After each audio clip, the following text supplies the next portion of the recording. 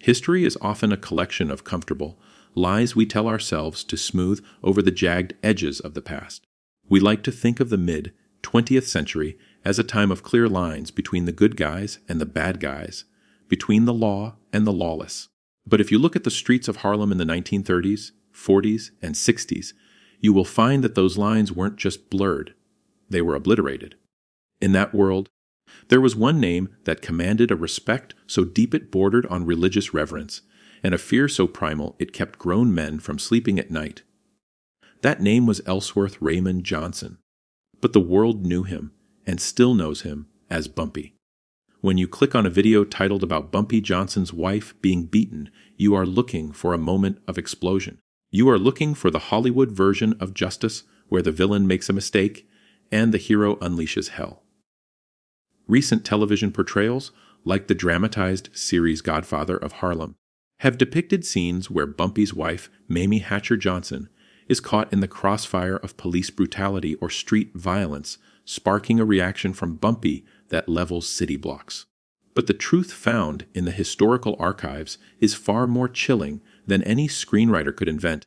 The reality is that Bumpy Johnson did not need his wife to be physically beaten in front of him to unleash a horrifying reaction. The mere threat of disrespect, the slightest encroachment on his family or his people, was enough to trigger a response that was clinical, brutal, and absolute. Bumpy's widow, Mamie Johnson, wrote extensively about her life with the Harlem Godfather. She peeled back the layers of the myth to reveal the man underneath, and while she clarified that Hollywood often exaggerated the specific incidents of her being assaulted for dramatic effect, she confirmed something far more terrifying.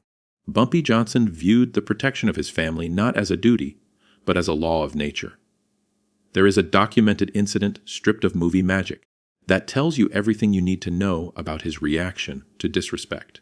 It didn't happen in a riot. It happened at dinner. Bumpy was dining at the Alhambra Bar and Theater with Helen Lawrenson, the editor of Vanity Fair. He spotted a man named Rollins, a rival with whom he had a grievance. He didn't scream. He didn't make a speech. He simply rose, engaged the man, and in the struggle, gouged the man's eye out of its socket. As the man lay on the floor, mutilated, Bumpy calmly straightened his tie, picked up a menu, and told the waiter he suddenly had a taste for spaghetti and meatballs. He stepped over the body like it was a piece of furniture.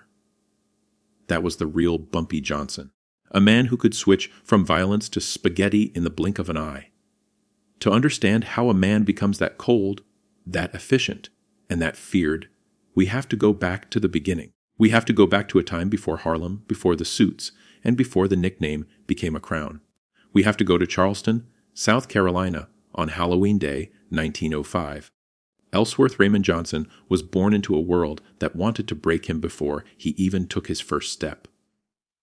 He was born with a slight deformation on the back of his skull, a small growth that would earn him the childhood nickname, Bumpy. In the schoolyards of the South, that name was a taunt. In the history books of the American underworld, it would become a title. Charleston in the early 1900s was not a place where a black child could afford to be insolent. It was the heart of the Jim Crow South, a place where the social order was maintained by the rope and the gun. But Bumpy was different. Even as a child, his parents, Margaret and William Johnson, noticed a fire in him that they couldn't extinguish. They worried about his short temper. They worried about his refusal to look down when white people passed on the street. In 1915, when Bumpy was just 10 years old, the reality of their world crashed into their living room.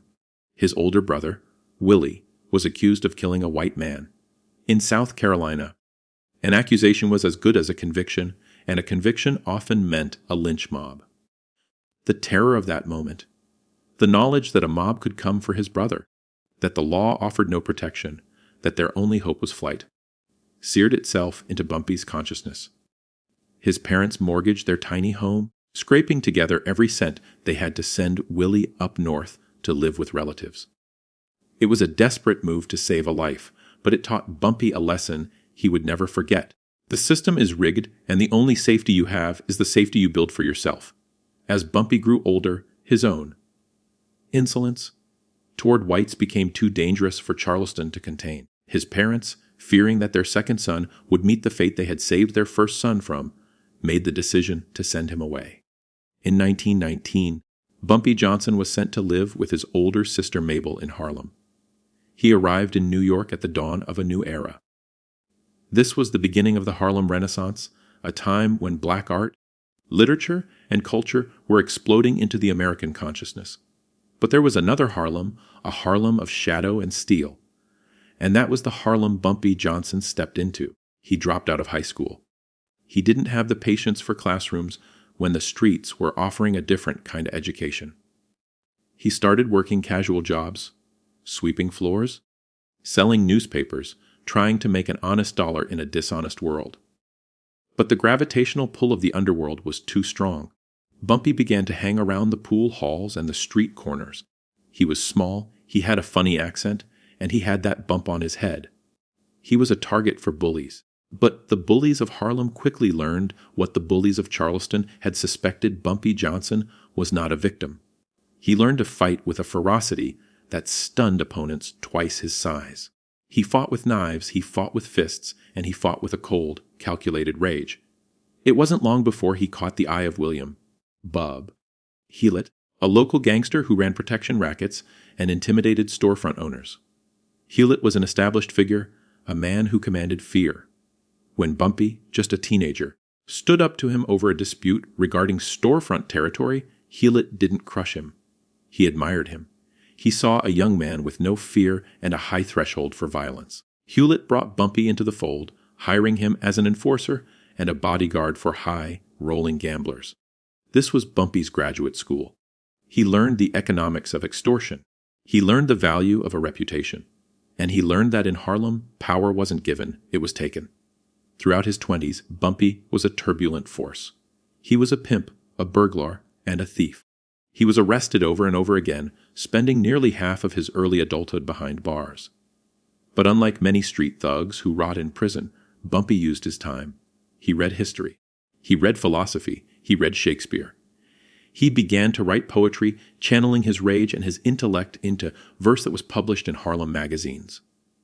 He was becoming something dangerous, a warrior with the soul of a poet and the mind of a strategist. When he was released from prison in 1932, at the age of 27, he returned to a Harlem that was under siege. The Great Depression had ravaged the country, but in Harlem, the economic despair was compounded by systemic racism. The only thriving industry was the numbers racket, an illegal lottery system that served as the community's banking system. And the undisputed monarch of that system was a woman named Stephanie St. Clair. They called her Madam Queen. She was an immigrant from Guadeloupe, a woman of fierce intelligence and flamboyant style who had built a policy banking empire worth hundreds of thousands of dollars. She was independent, she was wealthy, and she was black, and that made her a target. With the end of Prohibition looming, the white mobsters of New York, specifically the Jewish mob led by the erratic and violent Dutch Schultz, were looking for new revenue streams. They saw the Harlem numbers racket as low-hanging fruit. They thought they could just walk in, muscle the black bankers out, and take over the profits. They were wrong. Stephanie St. Clair was not the kind of woman to roll over. But she needed muscle. She needed a war chief. She found Bumpy Johnson. Bumpy was broke and unemployed when he met St. Clair, but his reputation preceded him. She hired him as her principal, lieutenant, and bodyguard. It was a partnership that would change the course of New York criminal history. St. Clair provided the capital and the strategy, Bumpy provided the violence. And violence was exactly what was needed. Dutch Schultz, known as the beer baron of the Bronx, was a man who killed without hesitation. He sent his men into Harlem to beat numbers runners, smash up betting parlors, and intimidate the community into submission. Bumpy Johnson's reaction to this invasion was a masterclass in guerrilla warfare. He understood that Schultz's men were tourists in Harlem. They stood out. They didn't know the alleyways, the rooftops, the basements. Bumpy organized a crew of 9 specialized enforcers. They didn't fight Schultz's army to army. They fought him shadow to shadow. When Schultz's collectors came uptown to pick up money, they didn't return. Bumpy's crew would intercept them, relieve them of their cash and their weapons, and send them back to the Bronx beaten and bloodied, if they sent them back at all. The war between Bumpy Johnson and Dutch Schultz resulted in over 40 murders. It was a bloodbath that turned the streets of Harlem into a war zone. But for the people of Harlem, it was more than just a gang war. It was a war of independence. For the first time, they saw a black man standing up to the white mob, refusing to bow down, refusing to be pushed out of his own neighborhood. Bumpy became a folk hero.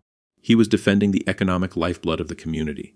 But Bumpy was also a pragmatist. He knew that Claire couldn't win a war of attrition against the combined might of the white underworld and a corrupt police force that was in Schultz's pocket. Claire's influence was waning as the violence escalated. She was arrested, harassed, and eventually forced to step back. But she didn't hand the keys to the kingdom to Schultz. She handed them to Bumpy. By 1935, the landscape of organized crime was shifting. Charles, Lucky, Luciano was reorganizing the American Mafia, moving away from the chaotic violence of men like Schultz and toward a corporate model of crime. Luciano viewed Schultz as a liability. Schultz's plan to assassinate Special Prosecutor Thomas Dewey was the final straw. The commission ordered a hit, and Dutch Schultz was gunned down in a Newark tavern. As Schultz lay dying, Stephanie St. Clair sent him a telegram that has become legendary in the annals of gangster history. It read simply, "As ye sow, so shall ye reap," with Schultz dead. The path was clear for Bumpy Johnson to consolidate power. But he didn't try to fight Luciano. He negotiated with him. Bumpy Johnson and Lucky Luciano met not as master and servant, but as executives negotiating a merger. Bumpy knew he couldn't fight the entire Italian Mafia, but Luciano knew he couldn't run Harlem without Bumpy. They struck a deal. Bumpy would run the Harlem rackets as an independent operator. The Italians would get a cut of the profits, but they would stay out of Harlem's day-to-day operations. Bumpy Johnson would be the king. For the next 30 years, Bumpy Johnson was the Harlem Godfather.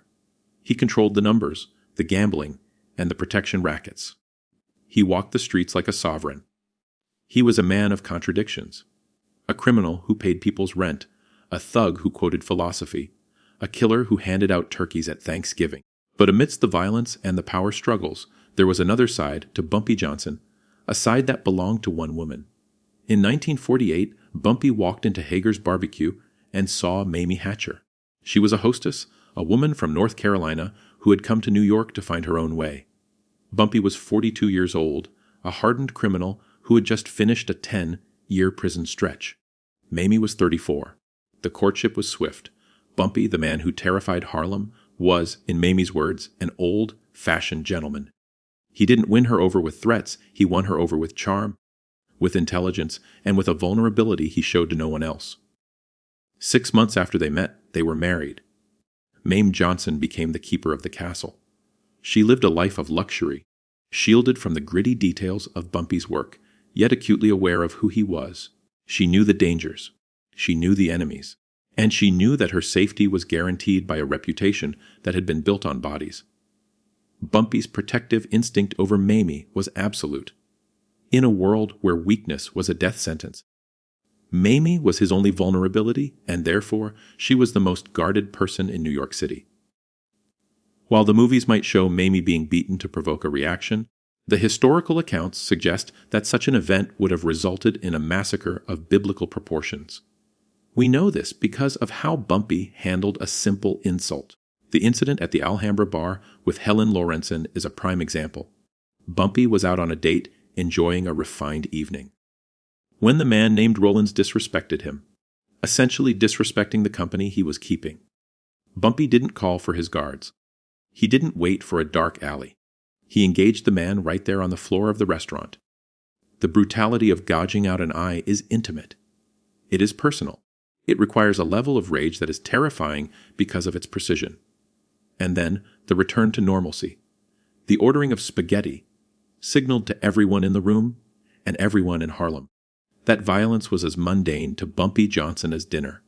But there is a story, a dark legend, that circulated through the streets of Harlem and the whispers of the underworld that illustrates the lengths Bumpy Johnson would go to avenge those he loved. It is a story that has been suppressed by official police reports, buried in files marked "Do Not Pursue," and whispered in the back rooms of speakeasies.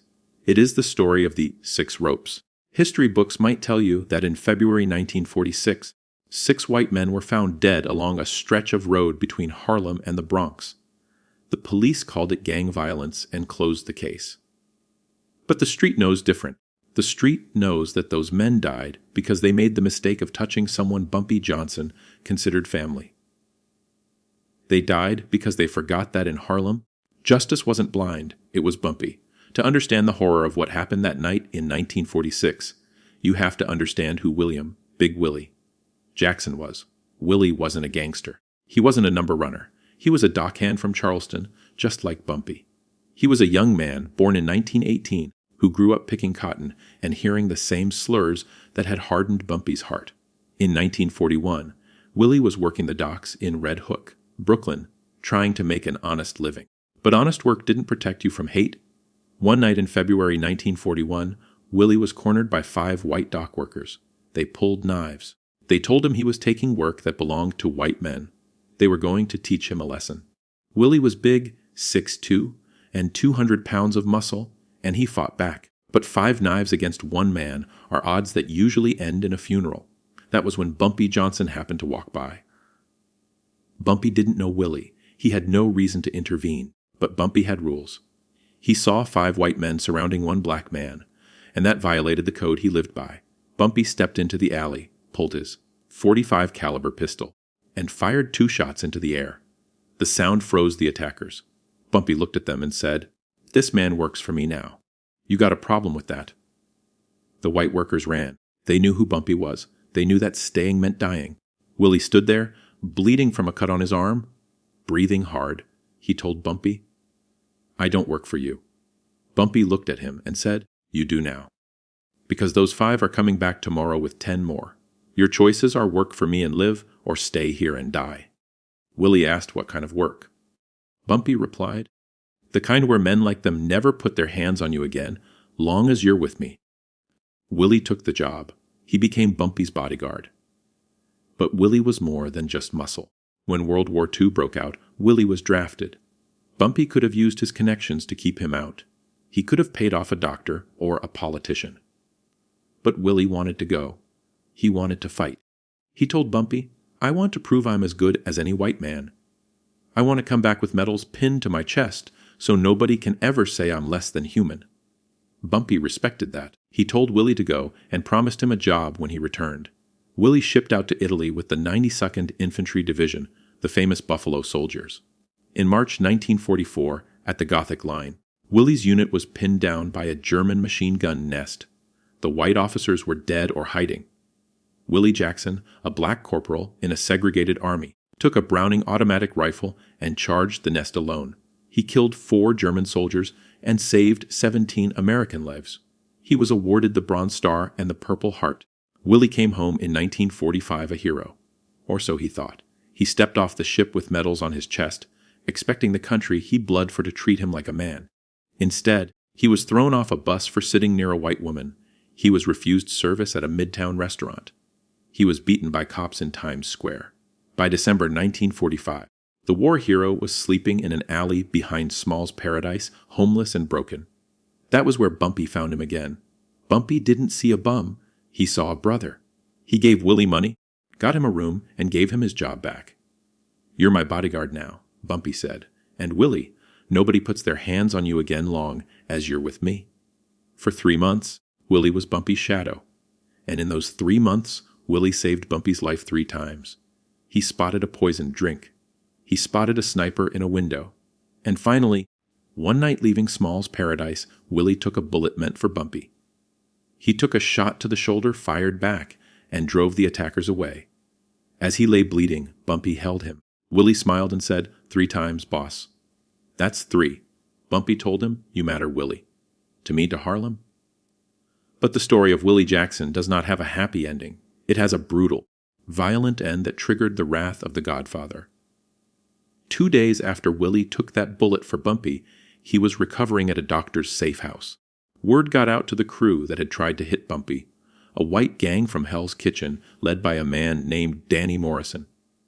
They were furious that their hit had failed, and they blamed the black bodyguard who had interfered. They found out where Willie was hiding. At 3:45 a.m., 6 men from Morrison's crew broke into the safe house. Willie was wounded, medicated on morphine, and unarmed. He tried to fight, but he didn't stand a chance. He pleaded with them. He told them he was a veteran. He showed them his bronze star. Danny Morrison looked at the medal, dropped it on the floor, and crushed it under his boot. He told Willie, "You're not a veteran. You're a colored playing soldier. These medals don't mean anything." What they did next is the stuff of nightmares. They dragged Willie out of the house and threw him into the back of a pickup truck. They tied ropes around his chest. Willie realized what was happening. It was a lynching, mechanized for the city streets. They tied the other end of the rope to the bumper. Danny Morrison started the engine and said, "Let's see how heroic you are after 3 miles." They dragged William, Big Willie, Jackson for 3 miles through the streets of New York. They dragged him until the skin was gone from his body. They dragged him until the bones scraped the asphalt. They left his destroyed body on 96th Street. He died in the ambulance. His last words to the paramedic, "Tell Bumpy I'm sorry I failed him." When Bumpy Johnson heard the news, the world stopped. Illinois' Gordon, his right-hand man, brought him the word. Bumpy went to the morgue. He pulled back the sheet. He saw what was left of the man who had saved his life 3 times. He saw the Bronze Star, bent and crushed, in Willie's pocket. Bumpy stood there for 5 minutes in silence. It wasn't the silence of grief. It was the silence of a hurricane gathering strength. Bumpy walked out of the morgue and asked for names. Illinois' Gordon had them, 6 men. Danny Morrison and his crew. Bumpy didn't call the police. The police had already classified Willie's death as gang violence and closed the file. Bumpy decided to handle it the Harlem way. He told Illinois, "Get me a pickup truck. Black. Same make as theirs. And get me 15 men. We're going to Hell's Kitchen tonight." This was the horrifying reaction. This was the moment Bumpy Johnson crossed the line from gangster to avenging angel. That night, Bumpy and his soldiers descended on Murphy's Tavern in Hell's Kitchen. They kicked in the doors. It took 90 seconds to subdue the 6 men who had killed Willie. They beat them, bound them, and gagged them. Bumpy walked into the center of the room. He held up Willie's crushed bronze star. He told them, "This belonged to a hero. You dragged him like an animal. You made him suffer. Tonight, you're going to feel exactly what Willie felt." He told them the difference was that Willie died alone. "You won't be alone," Bumpy said. "You'll have each other. 6 of you. 6 ropes. 1 truck." Bumpy Johnson dragged 6 men behind a truck for 3 miles. He drove the same route they had driven Willie. He drove at the same speed. He listened to their screams until there were no screams left. He stopped the truck at 96th Street, the exact spot where they had left Willie. He got out, pinned a card to each of their bodies detailing Willie's military service, and placed the bronze star on Danny Morrison's chest. He left them there. A message written in blood and asphalt. The next day, the Irish gangs pulled out of Harlem. The Italian family sent word that they had no quarrel with Bumpy Johnson. For 20 years, no white gang dared to operate in Harlem. They all remembered the 6 ropes. They all remembered the pickup truck. They all remembered that Bumpy Johnson's reaction to the murder of his family was not just violence. It was total annihilation. While the 6 ropes story is often whispered as legend, what source calls, what history books won't tell you, it aligns perfectly with the known psychology of Bumpy Johnson. This was a man who negotiated peace with Lucky Luciano not out of fear, but out of leverage. The silence that fell over the Harlem underworld following the retribution for Willie Jackson was heavy, but it was profitable.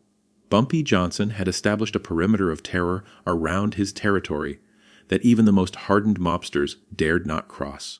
But maintaining a kingdom required more than just brute force. It required politics, diplomacy, and the ability to navigate the treacherous waters of the Italian Mafia.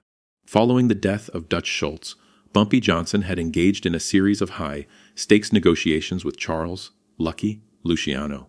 Luciano was a visionary in the world of crime. He saw the futility of endless gang wars. He understood that dead men don't make money.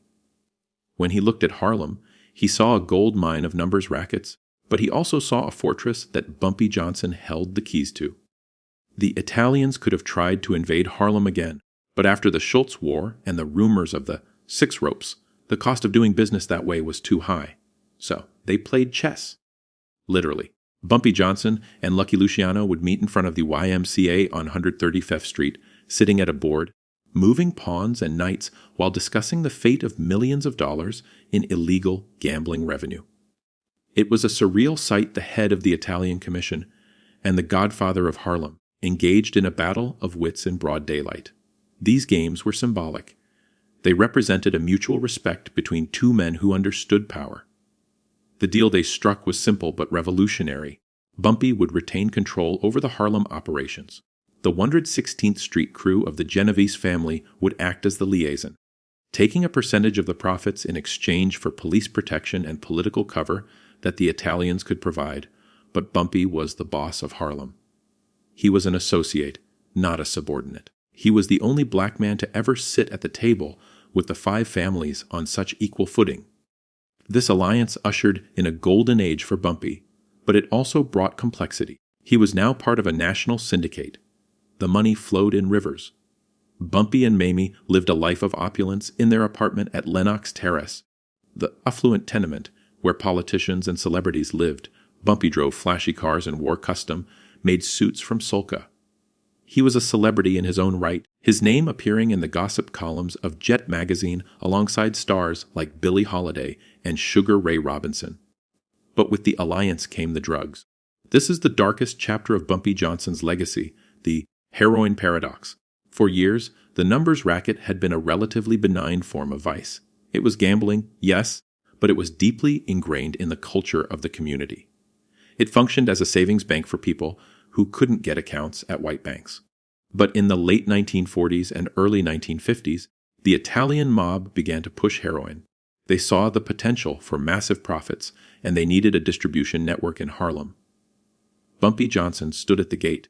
There is a fierce debate among historians and Harlemites about Bumpy's role in the heroin trade. Some, like his widow Mamie, insist that Bumpy was against drugs, that he saw the destruction it caused and tried to keep it out, or at least control it to minimize the damage. They point to his philanthropy, his turkeys at Thanksgiving, his paying of rents, his lectures to children to stay in school. They ask, how could a man who loved his people so much poison them? Others argue that Bumpy was a pragmatist above all else. If the Italians were bringing heroin in, it was going to come in whether Bumpy agreed or not. If he fought it, he risked another war he might not win. If he controlled it, he could ensure that black dealers made the money, rather than it all being siphoned out of the community. This is the tragic moral calculus of the gangster. Bumpy became the conduit. He facilitated the traffic, and in doing so, he helped unleash a scourge that would devastate the very community he fought to protect. The federal government, however, had no ambiguity about Bumpy's role. They viewed him as a kingpin. In 1951, the heat came down. Bumpy Johnson was indicted for conspiracy to sell heroin. The trial was a sensation. Bumpy claimed he was framed, a victim of a system that needed a scapegoat. He fought the charges with the best lawyers money could buy, but the evidence, wiretaps and informant testimony, was damning. In 1952, Bumpy Johnson was sentenced to 15 years in federal prison. He was sent to Alcatraz, the Rock. Alcatraz was the end of the line for American criminals. It was where they sent the men who couldn't be broken by ordinary prisons. Bumpy Johnson became inmate No. Li 117. He would spend the next decade of his life on that cold, foggy island in San Francisco Bay. But if the authorities thought Alcatraz would break Bumpy Johnson, they were wrong. They merely gave him a monastery. In the isolation of Alcatraz, Bumpy's intellect flourished. He played chess with fellow inmates. He debated philosophy. He studied law. And he wrote poetry. The poems of Bumpy Johnson are a window into his soul, revealing a man deeply conflicted about his life and his place in America. He wrote about the beauty of Harlem, about the pain of confinement, and about the hypocrisy of a society that called him a criminal while robbing his people blind. One of his poems, Complexities, critiques the commercialization of black culture, lamenting how the creators of the music and the style are left behind while others profit. Bumpy served time alongside some of the most notorious criminals in history, but he walked the yard as a king. Even the white supremacists and the hardened killers of Alcatraz gave him a wide berth. He was respected by the guards and the inmates alike. There is even a persistent legend, one mentioned in Unsolved Mysteries, that Bumpy Johnson played a role in the only successful escape in Alcatraz history. In 1962, Frank Morris and the Anglin brothers vanished from the island on a makeshift raft. It is rumored that Bumpy, using his connections on the outside, arranged for a boat to pick them up in the bay and drop them off at the Hunters Point district in San Francisco. While Bumpy remained in his cell, finishing his sentence, it fits his character perfectly, the man who could pull strings even from inside the most secure prison in the world. Bumpy was released in 1963. He returned to a Harlem that had changed. The 1960s were in full swing. The civil rights movement was exploding. The streets were no longer just about hustling, they were about revolution. When Bumpy returned, he wasn't just an ex-con coming home, he was a returning monarch. The people of Harlem threw him a spontaneous ticker. Tape parade. They cheered for the return of the Godfather. But Bumpy found himself in a new war. The Italian families, specifically the Genovese family, now led by the erratic Vincent, the Chin, Gigante, had gotten comfortable running Harlem without Bumpy. They didn't want to give back the keys. Bumpy had to fight for his throne all over again. But this time he had a new ally, an unexpected friend who represented the other side of the black experience, Malcolm X. The friendship between Bumpy Johnson and Malcolm X is one of the most fascinating intersections of crime and politics in American history. They had known each other since the 1940s, when Malcolm was Detroit Red, a street hustler operating in Bumpy's world.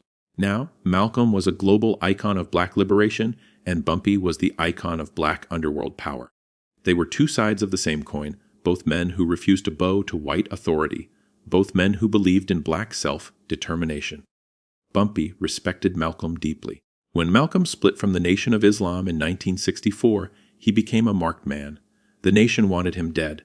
The FBI wanted him silenced. Bumpy Johnson offered Malcolm what he needed most protection. Bumpy offered to send his soldiers to guard Malcolm's house and his rallies. He told Malcolm, "You have the voice, but I have the army."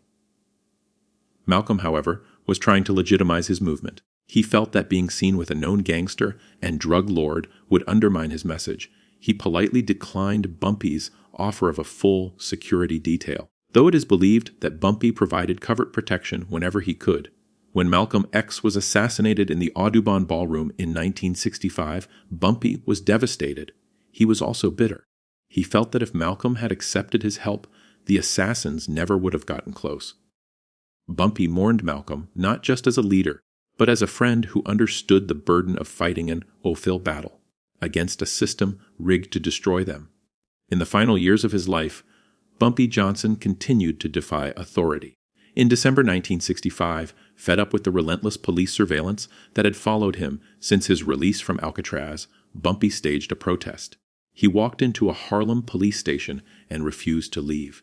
It was a sit-in, a tactic borrowed from the civil rights movement he had watched from the sidelines. He was arrested for refusal to leave a police station, but the judge acquitted him. It was one last victory over the law, a reminder that Bumpy Johnson played by his own rules until the very end. But time remains the one opponent that no gangster can beat. Bumpy's heart, which had withstood the stress of gang wars, prison, and the heroin trade, was beginning to fail. On July 7, 1968, shortly before 2:00 a.m., Bumpy Johnson walked into Wells' restaurant in Harlem. It was his favorite spot for late-night soul food. He sat down and ordered his usual coffee, a chicken leg, and hominy grits. The waitress served him. Bumpy smiled, perhaps thinking about the long road from Charleston, about the wars he had won, about the wife he loved, and the city he ruled. He clutched his chest. He collapsed. He didn't die in a hail of gunfire. He didn't die in a prison cell. He died a free man in the heart of Harlem, surrounded by the people he had led for 40 years. Frank Lucas, the drug dealer who would later claim to be Bumpy's right hand and hair, claimed he was there, that Bumpy died in his arms. Mamie Johnson, the woman who knew the truth, disputed this until her dying day. She called Lucas a flunky, a man who held Bumpy's coat but never held his power. According to Mamie, Bumpy died in the arms of his childhood friend, Junie Bird. Bumpy Johnson's death marked the end of an era.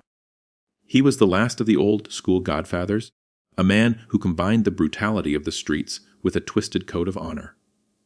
He was a man who would gouge out an eye for disrespect, drag 6 men to their deaths for murdering a friend, and then go home to write poetry about the beauty of a Harlem sunrise. The story of Bumpy Johnson is not a morality play. It is a tragedy. It is the story of a brilliant mind warped by racism and circumstance into a weapon of violence. It is the story of a man who loved his community enough to feed it, but hated the system enough to poison it. And it is the story of a reaction, a horrifying, shocking, absolute reaction, to a world that tried to tell him he was nothing. Bumpy Johnson proved them wrong. He forced the world to remember his name.